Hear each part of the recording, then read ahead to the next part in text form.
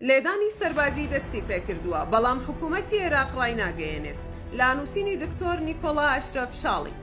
ئەمریکا و ئیسرائیل دەستیان کردووە بە لێدانی میلیشیاکانی هەشتی شابی و گروپە چەکدارەکانی عێراق و یەمەن کە سەر بە ئێرانن، بەڵام لەسەر خاکی عێراقن.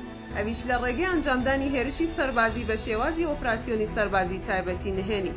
تا ئێستا ئەو دوو وڵاتە تەنها لە ماوەی 2 هەفتەدا بە هەماهەنگی 3 ئۆپراسیۆنی سەربازی تایبەتیان جێبەجێ کردووە لە ناو خاکی عێراقدا، لە هەر یەک لە ناوچەکانی جەرف و سەخار کە تیایدا ناوەندێکی مەشقوڕاهێنان لەگەڵ جبەخانەی سەربازی میلیشیاکانی هەشتی شابی عێراقی و حوسیەکانی یەمەن بە ئامانج گیراون کە سەرقاڵی مەشقوڕاهێنان بوون لەسەر چەند چەکێکی استراتیژی جۆری لەوانە موشێکی بالیستی مامناوەند مەودا و دوورهاوێژ و درۆن.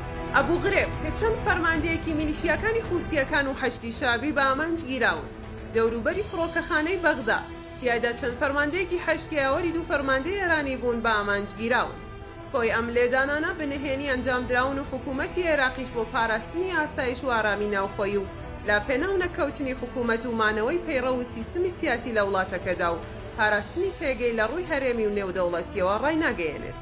بەگشتی ئەم هەنگاوەی ئەمریکا و ئیسرائیل و لێدانە سەربازیەکانیان لە عێراقدا شیعەوەک پێک هاتە بە ئامانج ناگرێت، بەڵکو هێزە میلیشیاکان و گروپە چەکدارە نزیکەکانی سەر بە ئێران بە ئامانج دەگرێت و ئەم ئۆپراسیۆنە سەربازیە تایبەتانە بەردەوامی دەبێت و چڕتر دەبێت ئەگەر هاتوو ملکەچی داخوازیەکانی ئەمریکا نەبن.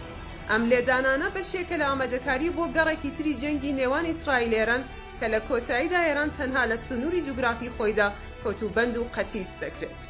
دەرەنجا بەهۆی ئەو مەترسیانەوە شوارچەوەی هەماهەنگی لە ژێر ناوی هەموارکردنەوە پرۆژە یاسای هەشتی شابیان لە پەرلەمان کشاندەوە لەم قۆناغەدا. ئێران دەزانێت ئەمریکا و ئیسرائیل ئەم جارە سازش ناکەن و واز ناهێنن و بەتاوایی کۆتایی دەهێنن بە هەرچی گروپی میلیشیایی و چەکدارەکانی سەر بە وڵاتەیە. ئەمانە و چەندین پێشهاتی نوێی تر کە لایەندەیەکی نزیکدا ڕوودەدەن لەگەڵ بە هەندوەرگرتنی ئاسایشی نەتەوەییمان سەرجەمیان بە پلەبەندی دەخەمەڕوو.